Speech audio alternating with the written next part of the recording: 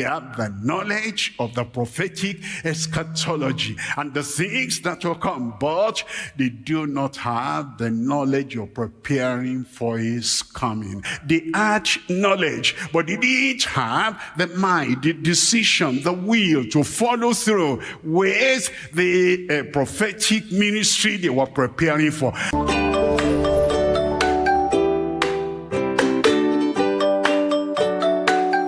Will be exploring what it means to go beyond the limits that have been set before. Number one, the limits in your own personal life, the limits in your own personal ministry. How can you exceed that limit? You ought to know where you're coming from, where you are today, and where you want to be. Number two, we're looking at exceeding the limits of other people that have gone beyond us or before us in our country here in Africa and even all over the world. Any man of God you have known, any woman of God you have known, what limits did they set? And how can we go beyond the limits they have set, both in life and in ministry? We're starting with 1 Kings chapter 19, and I'm reading from verse 16. 1 Kings chapter 19,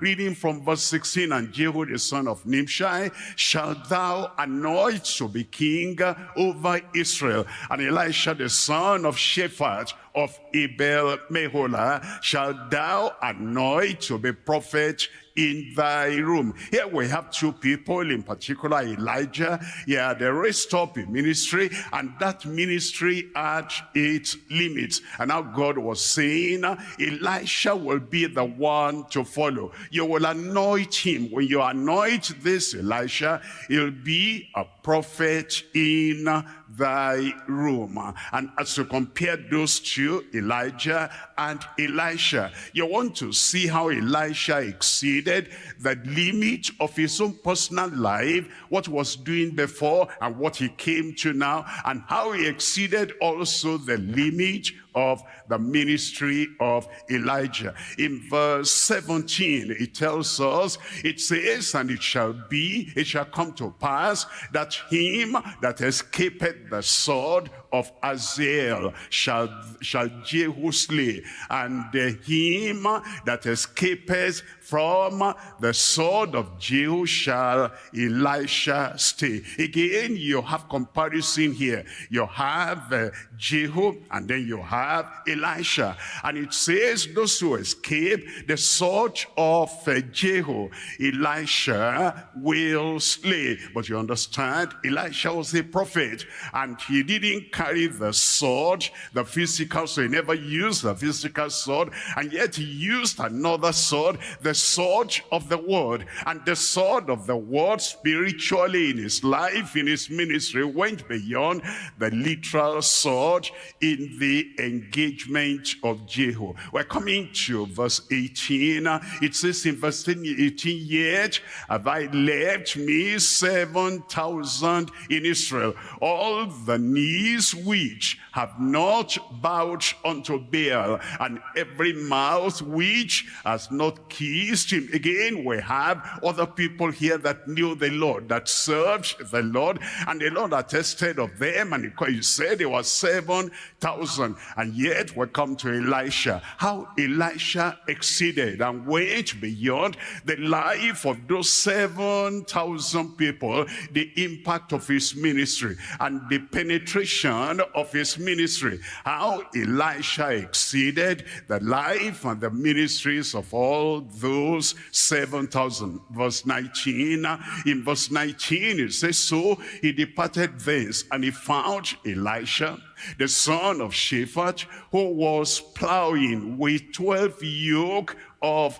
oxen before him. That's the ministry he had before. That was his life before. And now he's going to be called to a ministry higher than when he was using 12 yoke of oxen. And he was the 12, and Elijah passed by him and cast his mantle upon him. From what we've seen already, you will see that we can exceed our past. We can exceed our previous life, and we can exceed the previous ministries. Today I'm talking unto you on the basis of the life of Elisha and the ministry that he had. We're talking on exceeding previous limits of life and ministry, exceeding previous limits. If you didn't know, if you didn't investigate, if you didn't find out the limits of your past life and the limits of your previous life, you will not know how you exceed. You have to gauge, you have to measure, you have to know, you have to find out. This was my limit before today, before coming to this conference, and now I'm having impartation, I'm having a new mantle coming upon my life for a greater ministry. And then years to come, if Jesus tarries, we'll be able to measure how far we've gone and how higher we've gone, because we're going to exceed previous limits of life. Life, your personal life, your family life, your professional life, your spiritual life, that you're able to say, this is where I was and this is where I am now. Life in Christian experiences. I was saved, no doubt, and I belong to the Lord, no doubt, but now I can have an experience, a Christian experience that will go beyond where I was before. Because if I am today what I was 10 years ago, if I am today what I was 20 years ago in Christian experience, and all the testimony I can give is I was at this time at this spiritual level, and then today I'm still saying the same thing. How am I exceeding the previous limits of my life in Christian experience? And now in ministry, how deep is the ministry? How high is the ministry? How broad is the ministry? In which way am I exceeding previous limits? And how spiritual, how saintly, how sacred is the ministry I've got? If I do not measure and I do not find out, I'll not be able to know whether you are going down or you are going up, whether you are expanding or you are shrinking. But it's because you measure, it's because you think about it in your mind, you're able to say, looking at the parameters and looking at all the instruments can use to gauge myself, I'm exceeding previous limits of life and ministry. And we're looking at 2 Kings chapter 2, and I'm reading from verse 15. 2 Kings chapter 2 verse 15. And when the sons of the prophets which were to view, to watch, and to see what had happened at Jericho, they saw him, they said, the spirit of Elijah doth rest on Elisha. Yes, but no. The spirit of Elijah does rest upon Elisha. Qualitatively, yes. The spirit of Elijah does rest upon Elisha. Quantitatively, no. A double portion had come. It's not just a single portion, that the spirit of Elijah came on Elisha. As you look at the extent of his ministry, and as you look at the impact of his ministry, as you look at the nature of his ministry, if you compare the miracles in the ministry of Elijah with the miracles in the ministry of Elisha, you'll see they are of different kinds. In the ministry of Elijah, it was the miracle of judgment upon Ahab, upon the Baal worshippers. If you think about the ministry of Elijah, he called fire down on the first 50, on the second 50, and you'll see it was the ministry of judgment because of the time he lived. Turn around and look at the ministry of Elisha. You see a different kind. That water is bitter and it's causing death, and it was healed. And as you look at the people that were taking the meal, there is poison, death in the pot. And then they cast out the meal, it was all right. And the dead that were raised, and the famine that was stopped. You see, it was a different kind. But not only that, as you count all the miracles in the ministry of Elijah, and you count the miracles in the ministry of Elisha, those of Elisha, they were double those of Elijah. So to say, the spirit of Elijah does rest upon Elisha. Qualitatively, yes. Quantitatively, no. He had a double portion. And we can tell as we look at Elisha, this was a minister that had the double portion, and he exceeded the limit set before him. I'm asking you a question. What limit are you going to rise up to? If you just came to listen to the message, you enjoy the message without a plan, without a purpose, and without any measurable progress, you will not know you are exceeding limits. But we don't want to come to a conference like this as usual. We want to find out, what can I do? What can you do? What can we do? Number one, as individuals. Number two, as associations of ministers, and as a church together in our various countries we came from.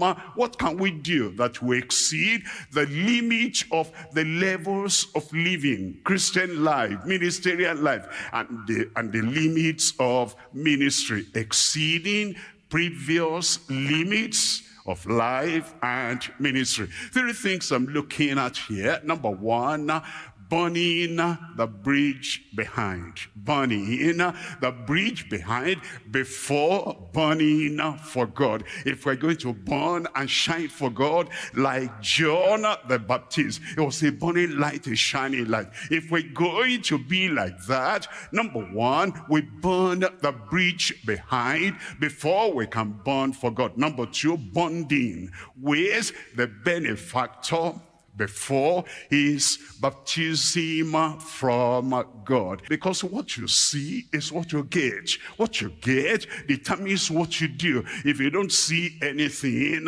if you don't get anything, you will not do more than you had done before. He was watching Elijah, and Elijah took the mantle and smote the water, and the river parted in two. He said, I see that what I see, I seize. What I seize, I perform. And they went together. If the Spirit is there, everything I need for life and ministry will be there. So instead of asking for 1, 2, 3, 4, 10, 20, 30, 100, I ask for that one thing that will bring all the rest into my life. We need to have that insight, that foresight. And we need to have the sight of what the Lord wants to achieve through us. Number three is blessings for beneficiaries beyond his borders through God. When you look at Elisha, he had ministry that went beyond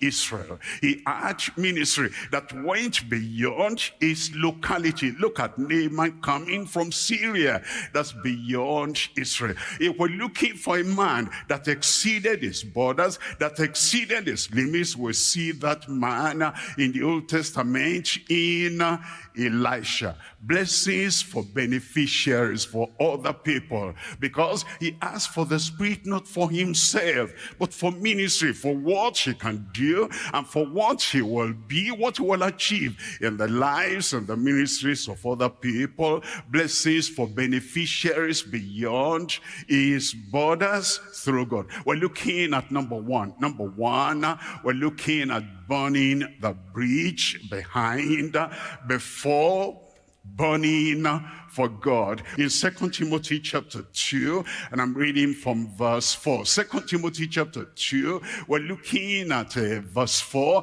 It says, no man that warreth entangleth himself with the affairs of this life. Affairs of this life, they sometimes become entanglements. And it starts in small ways. If you were to experiment, you don't need to experiment. I will tell you that something, a rope, a cord binds your two hands, entangles your hand, and binds them and holds them together to the point that you cannot caught the rope by yourself anymore.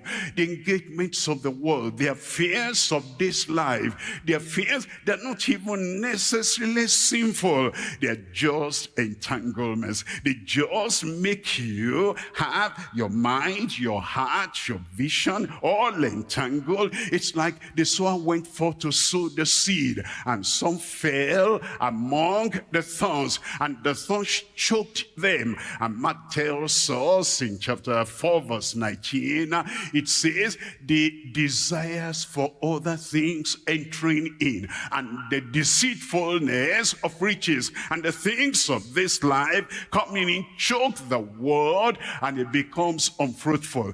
Those are the entanglements, and those are the encumbrances that it says, no man that worrieth entangleth himself with the affairs of this life, that he might please him who has chosen him to be a soldier. What pleases him that chose us to be soldiers is not, coming before the Lord and smiling at him now for a soldier. That doesn't please the captain who put him on the battlefield, and he says, this is why you are in the army. We must know why we're in the army of the Lord. It's not that, what pleases the captain. You build your body, you've got a bodybuilder, you are strong. That may prepare you for what you ought to do, but that's not the end of the story. Let's find out what pleases the one who died for the whole world. What pleases him who gave his life that everyone might be saved. Am I doing that? Am I in that ministry? Am I pleasing the Lord by bringing sinners out of their darkness, out of their dungeon, out of evil, and coming out to the Lord?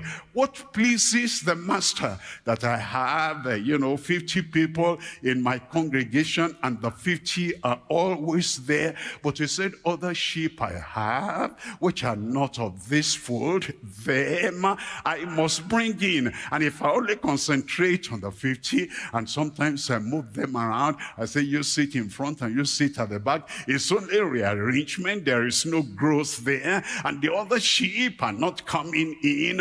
Find out in your life what pleases the master. Find out in your ministry what pleases the master, and anything that will engage you and draw you out and entangle you, that you will not be able to fulfill what he has called you for. You need to burn the bridge before or behind it. Look at verse 5. In verse 5 it says, and if a man also strive for masteries. If a man also strive for masteries. Now, when it says mastery, the athletes, they do that quite a lot. The athletes that prepared for the Olympics of those days, at the time of Paul the Apostle, they say there was a way they built themselves, there was a way they practiced every time, and there was a way they went to engage on the field. But Peter will not look at an athlete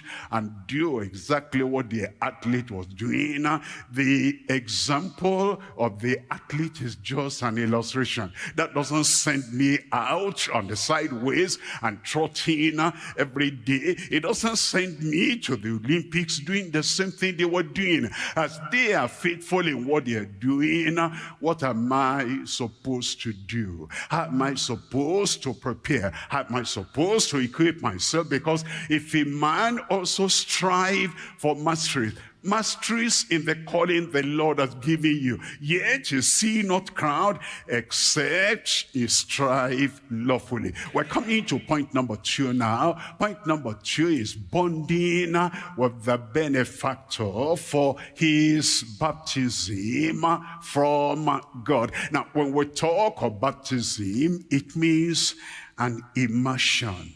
An immersion, it so happens that in Acts chapter 2 is immersion in the Holy Spirit. But the fruit of the Spirit is love. We can be immersed in love, baptized in love. The fruit of the Spirit is joy and peace. We can be so overwhelmed and baptized in the joy of the Lord. And the joy of the Lord is our strength. We can be so baptized and immersed in the peace of the Lord that within us and around us we're immersed in the peace of the Lord. Many people that say, I'm baptized in the Holy Ghost, will say, that's great and that's wonderful. Why are you not baptized in love, immersed in love? Why are you not baptized in joy, immersed in joy? Why are you not baptized in peace? Because anyone that says his mind on the Lord will give him perfect, overflowing peace. Why are we not baptized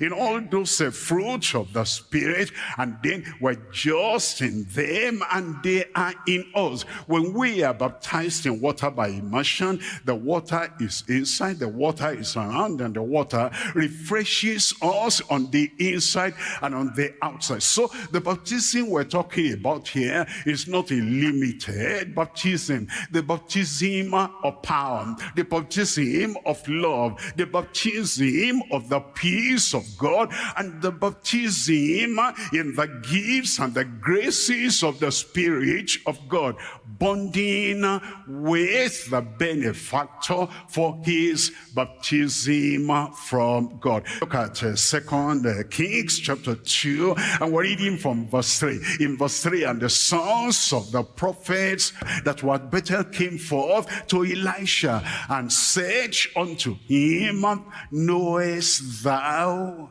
that the Lord will take away thy master from thy head today? When one person does it, that's strong enough to beat a man back. When 2 people, 10 people, when they chorus it together, that's strong enough. And when 50 sons of the prophets, when they say that together, and they say, do you know, you're acting as if you don't have knowledge. You're acting as if you don't understand what is going to happen to Elijah today. He said, you think I don't know? I know it. Hold your peace. There are times we talk too much. I need to convince them that I know. I need to convince them I'm not an ignorant follower. I need to convince them and even tell them that I know more than they know. Now, why are you doing that? When you do that, Elijah is not going to wait for you. Elijah is moving on. I know it. And therefore you said, hold your peace. Look at verse 5. In verse 5, and the sons of the prophets, these were no mean fellows. These were people that knew what they were talking about. And the sons of the prophets that were at Jericho came to Elisha. Now, there was a school of the prophets, and those students were called the sons of the prophets. Just like Paul referred to Timothy and said, my son in the faith. Just like Paul referred to Titus, my son in the faith. All those students are in the school of the prophets. They were referred to as the sons of the prophets. They were there to learn the prophetic ministry. They were there to learn how prophets act, how prophets minister, what prophets do. They were learning, but they never came to the execution and the fulfillment of the knowledge they had. They had knowledge, but they didn't have the mind, the decision, the will to follow through with the prophetic ministry they were preparing for. And it says, and the sons of the prophets that were at Jericho came to Elisha and said unto him, knowest thou that the Lord will take away thy master from thy head today? There are ministers even now, they study prophecy very deeply. They don't study any other thing. They study the times and the seasons in which we are. They study all the signs we ought to see when the Lord will come. They are like, they know the times and the seasons and the things that will happen, and suddenly Christ will appear.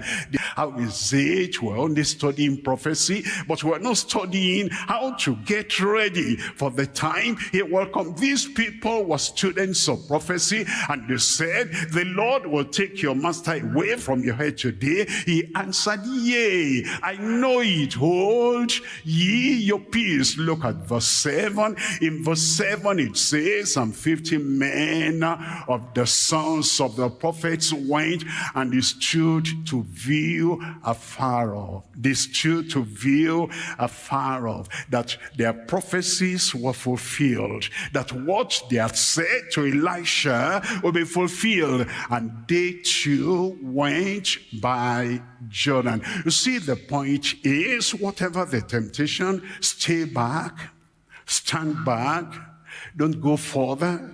You've done enough. Many voices may say that, and they may say that on the social media. They may say that in your local assembly. Stay. That's enough. What are you looking for? Those are temptations that come, and we need to know how to beat them. You will beat every temptation that comes your way in Jesus' name.